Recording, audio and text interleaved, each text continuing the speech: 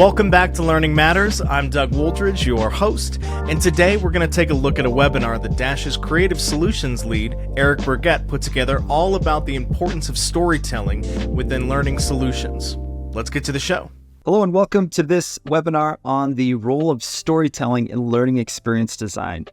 My name is Eric Berget, and glad you're here, coming to you from my basement in Minneapolis, Minnesota, and excited to talk to you today. So I've got three kids, 8, 7, and 4 years old, and that's really where this conversation begins. Why am I here talking about storytelling? Well, a few months ago, I was tucking in my 4-year-old, tucking in my kids to bed, turning the lights off, shutting the blinds, and my 4-year-old, he looks up to me and says 5 words. And these words weren't surprising to me. He says them every night. As we're going to bed, he says, "Tell me a story, Dad."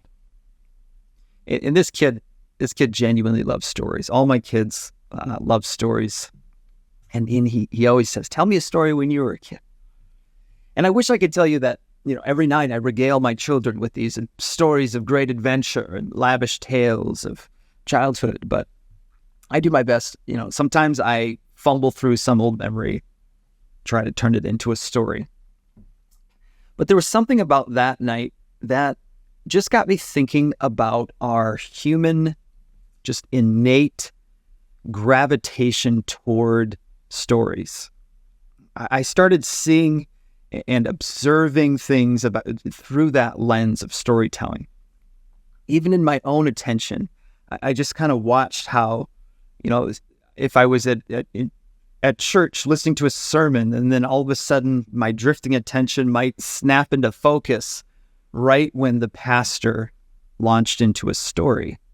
I just thought it's interesting how ingrained that is. So here I am talking about the role of storytelling in learning experience design. As trainers and communicators, we're often handed the task of constructing a contrast between the what is and the what could be, between the current state and the future state, or the normal and the new normal. So let me start by proposing what I would call a description for the current state of learning experience design. Training can too often be boring. And maybe the word's not boring. Maybe it's uninspiring. Too much of an information dump. It often lacks dimension or relevance. And whether it's sales training or product training, software or process, compliance. And, of course we know training isn't meant to be entertainment. And that's the challenge. We often have a lot of information that needs to be communicated. We have learning objectives, and this objective-based approach, which is good and efficient, it gives us this concrete list of information goals, and bit by bit, piece by piece, too often we translate that into a list of information, into an e-learning or a training, and if we put that information in front of someone's face, we can check it off our list and say, we consider you hereby trained. And that's what I mean by one-dimensional. And now we're all probably at different places in this journey. Maybe some of you feel like you have been wandering in this bullet point wilderness for 40 years. And, maybe there's others of you that are further along in this journey. Maybe you bear the scars and the accolades of, past learning programs gone by. But either way, you're here because you sense that there's something more, a better way to train or communicate. So let's explore this power of story together. What is a story? Let's gather around a shared definition to begin. What is a story? One time I heard an improv actor describe it this way. It is a character in pursuit of a goal in the face of a challenge.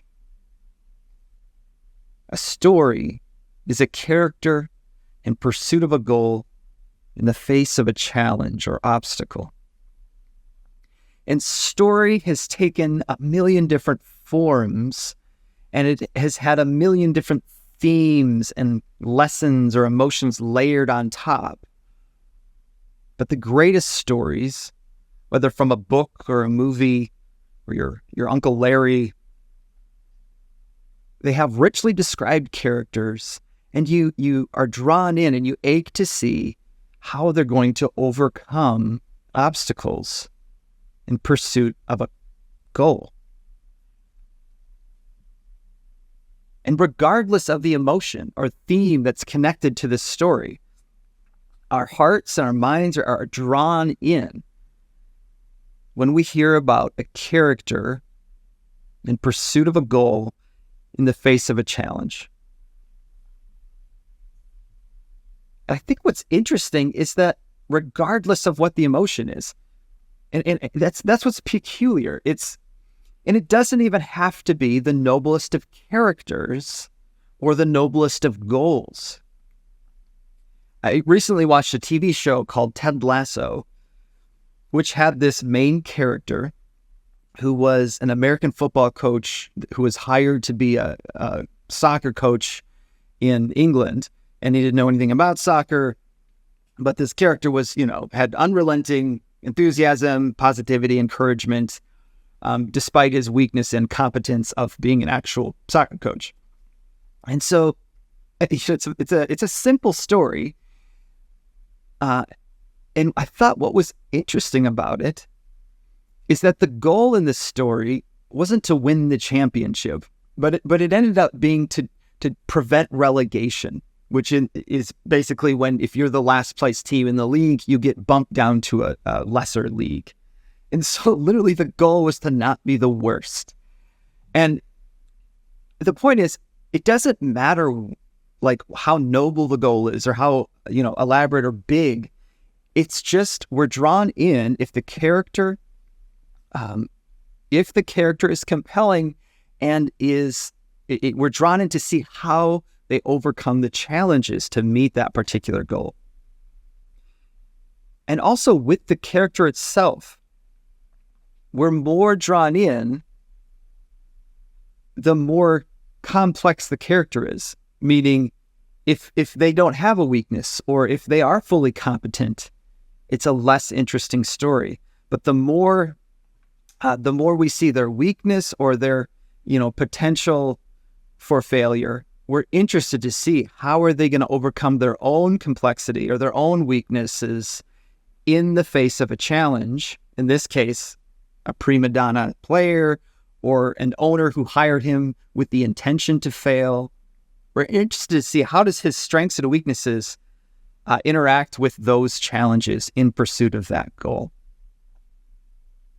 Okay, so why is information or content more compelling within this structure? What's so magical about it? Well, to answer that question, let me tell a story. 16 years ago, it's January, Bethel University in Roseville, Minnesota. And at Bethel, they have what's called a J term. It's one full course condensed into 1 month. And for some reason, I thought it wise to sign up for a class called Literature of the Oppressed. So there I am, down in the basement of Bethel, in the bookstore, filling my bag with books of slave memoirs, native accounts of conquest and disease, Holocaust accounts, and many more autobiographies within this genre. Zip up my bag, 20 pounds of books, about 20,000 years of oppression on my back as I head back out into the icy tundra of the Bethel campus. At this point, as much as I want to be Mr. Empathy and Mr. Well-Read, I'm thinking perhaps January was not the optimal time to absorb and reflect on mankind's most despicable behavior. And I'm wondering, like, what cruel and depressed professor would dwell in this unceasing darkness? Well, it turns out this professor was quite remarkable. Professor Dan Taylor. He was not cruel, and he carried himself with this soft-spoken, grandfatherly joy. And it was a heavy semester, no doubt. But it was also beautiful. Professor Taylor used these heartbreaking first-person stories not as a means to catalog mankind's biggest atrocities, but he used the literature to demonstrate the power of story itself. So let's return to that original question. What's so compelling about this structure? Why are we drawn in? One thing I learned from Professor Taylor in this class is that stories help us learn lessons without having to fully suffer ourselves. We become witnesses. Stories help us learn lessons without having to fully suffer ourselves. So it allows us to stand adjacent to the action and close enough to observe and to even feel the emotion, close enough to learn, but not so close to suffer fully as the character suffers. But I want to highlight the word lessons. Stories help us learn lessons. What lessons?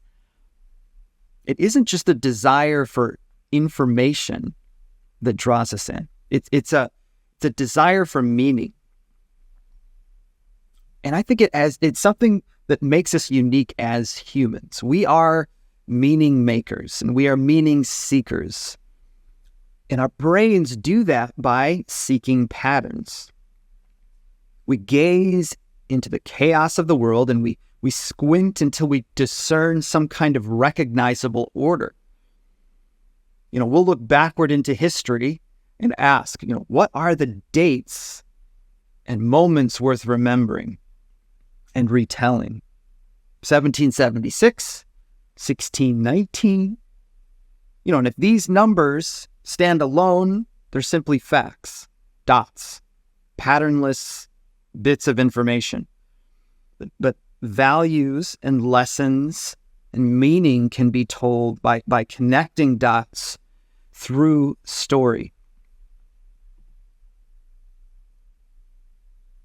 When we see dots isolated, we have this feeling that we're compelled to connect the dots and to recognize patterns. And stories represent the most meaningful way of doing that, making that connection. They instill meaning and they help us take that information and let it stick in our memory. And then it impacts the way we make choices once we have a recognizable order and understanding to how things fit together. And that's just a big part of what it means to be human, I think. We're hardwired to love and be drawn into stories. Like strings on a guitar, our DNA resonates with a story well told. What does this have to do with my training department, you might be saying? How do we bring this powerful and instinctive art form, this storytelling, into learning experience design? And based on how I've started the conversation, you might think I'm going to suggest exchanging our conference room tables for conference room campfires. And I'm not quite sure that's going to pass safety guidelines. So let's think about a few strategies and thought processes for incorporating story. And I think the best way to do that is to ask the question, what can stories accomplish? So we'll go through each of these ideas and be thinking about this in terms of our learning and experience design context. So what can stories accomplish? First, stories can elicit emotion that can fuel a desire to change or improve. And as we go through each of these, I'll show a few examples of projects that help illustrate the point about how incorporating story represents these. So this is a project we did a few years ago about emergency preparedness content. So it was a process of taking policy and turning it into a story with illustrations and a style that was very much a look and feel like a children's book. We were taking this storytelling concept quite literally. So I mean, even the font looks like a storybook font. In this case, we were using the inspiration of that children's book, Very Horrible, Terrible, No Good, Very Bad Day, whichever the name of that was. And basically everything that could happen that's bad, that's in the emergency preparedness policy book, happens to Mike on one day. And, as far as this character, his goal is just to get through to the end of the day as a normal work day. So again, a modest goal. But along the way, things happen, and he needs to decide how to navigate these obstacles. Phones go dead. There's a thunderstorm, and the situation gets worse. Bolt of lightning, computer's dead, lights go out. And so then the question becomes, what do you do in these situations? What's the first thing you should do in these emergency situations? So we're able to teach through the story. Again, back to the emotion element. Obviously in this approach, we kind of took somewhat of a humor approach and had a bit of humor emotion that we could carry along through the story. And it's a nice way to balance some of the fear elements of, well, what would you do if a tornado alarm went off and you saw a tornado coming out the window? Like pretty intense situations, but you do want to get people thinking and making sure like who's the first person you should call, or what's the first thing you should do if there's a missing child situation in the hospital. So different emotions you can elicit in the context of a story. So this was a fun project, incorporated storytelling, like I said, in a very literal way. But let's contrast that with maybe what you don't need to tell an effective story. And you really don't need to be quite so literal in this approach when we're thinking about incorporating storytelling. And to illustrate that, let me tell you a story about one of my favorite high school teachers. And this is maybe the most important story I'll tell in this hour. This is Chisago Lakes High School, Minnesota, year probably around 2000. And I think this illustration helps most with some context. My older brother, Neil, was your stereotypical left-brained person. He's a math and science person.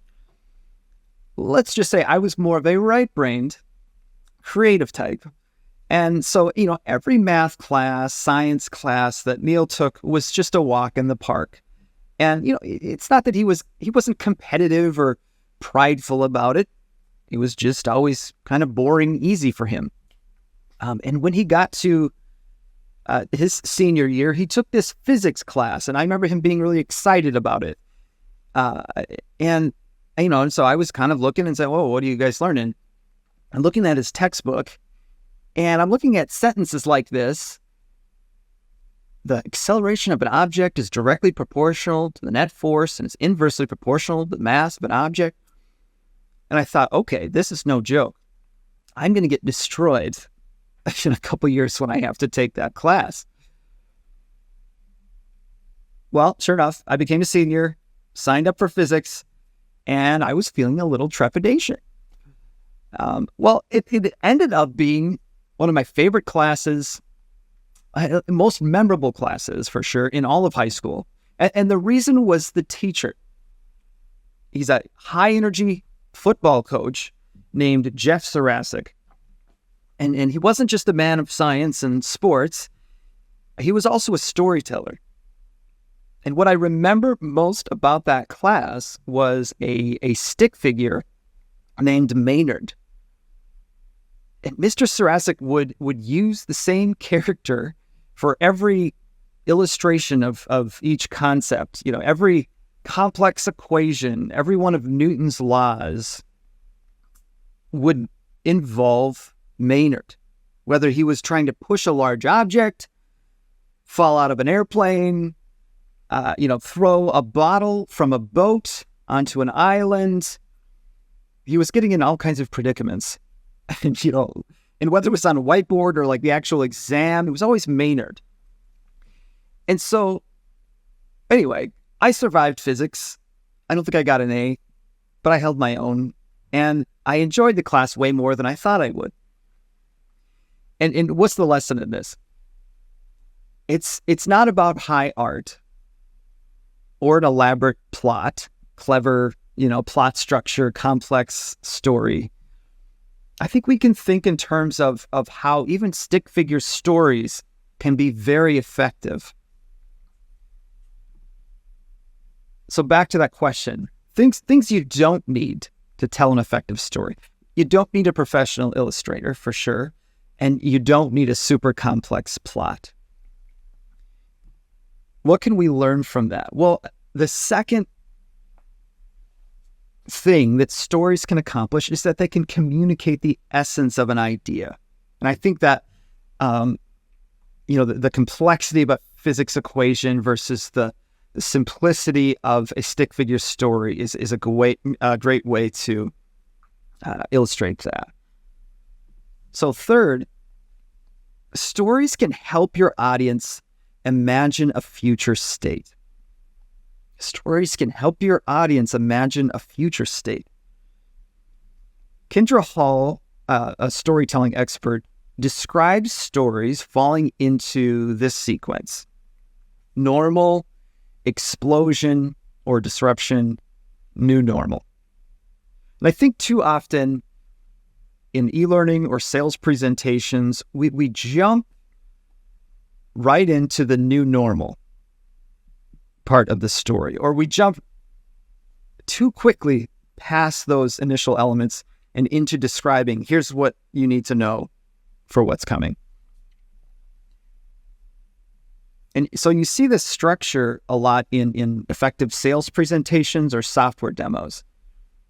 Think about how Steve Jobs, that famous presentation of the iPhone in 2007.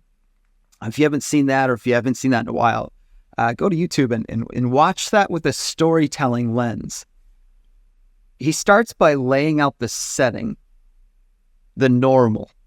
This is what is. And then after spending time there and, with humor, eliciting some emotion, he moves toward the explosion or the disruption. In this case, it is a positive disruption. And then when he gets to describing the future state, the audience is drawn into that all the more because he was dwelling on, here's the setting of this story and where, how we kind of ache to overcome these, and in this case, these user experience annoyances that just aren't right from a design standpoint. And so by the time he gets to that future state description, you're drawn in and all the more engaged. So in our training departments, we need to help be the storytellers of that future state. Now, granted, it's a lot easier to get a standing ovation when the future state is an iPhone rather than rolling out a new ERP. Okay, but I think that's what makes it all the more important.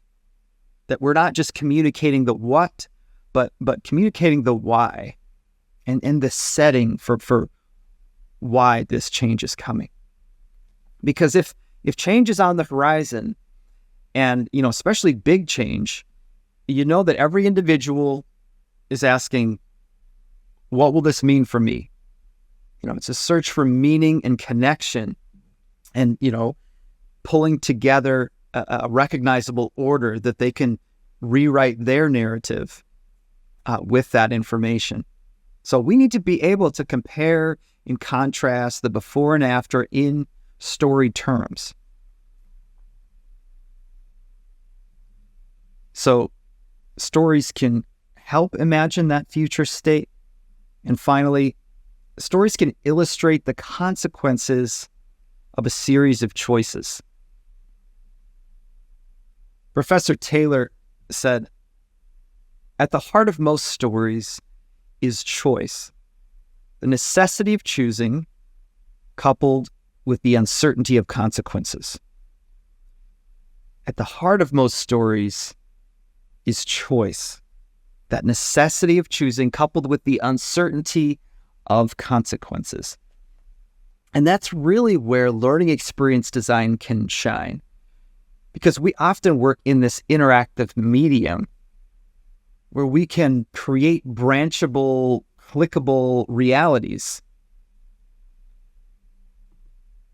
So let's look at a few examples of what this might look like. I think back to this project we did on common compliance issues in a healthcare setting.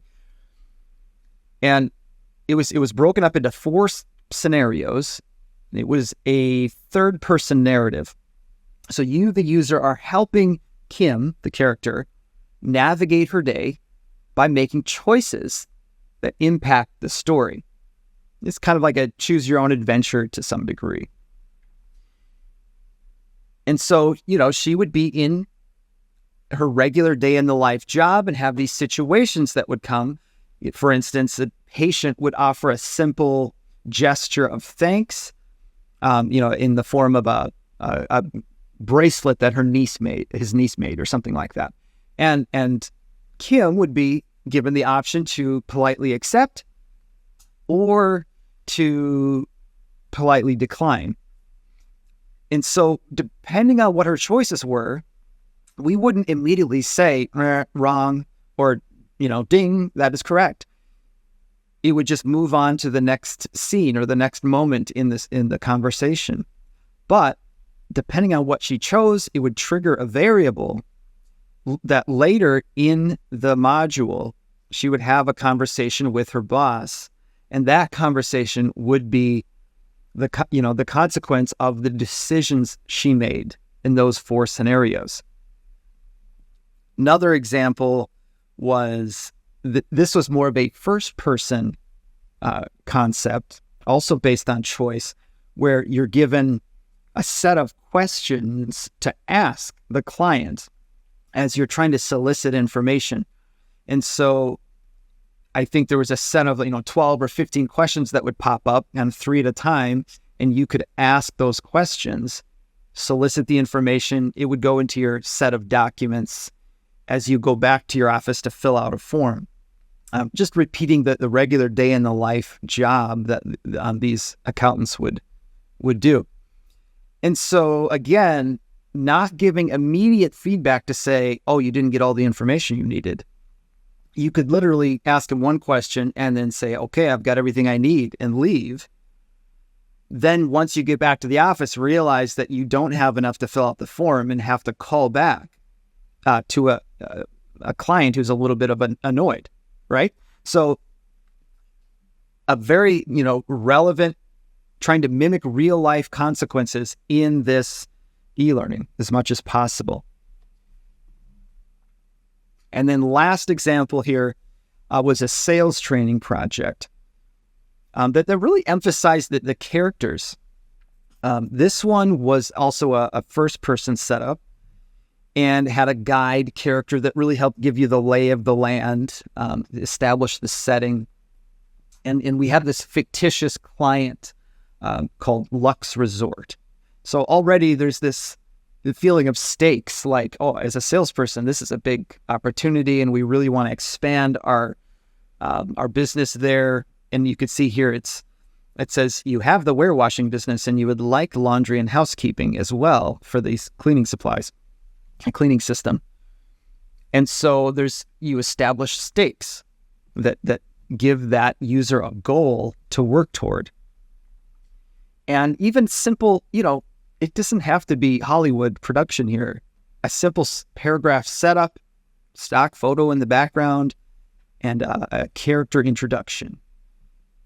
Try to build a little bit of emotion with anticipation to say, okay, this is the general manager here. Let's make sure we are paying attention to the details of the interaction. Then we move to meet the character.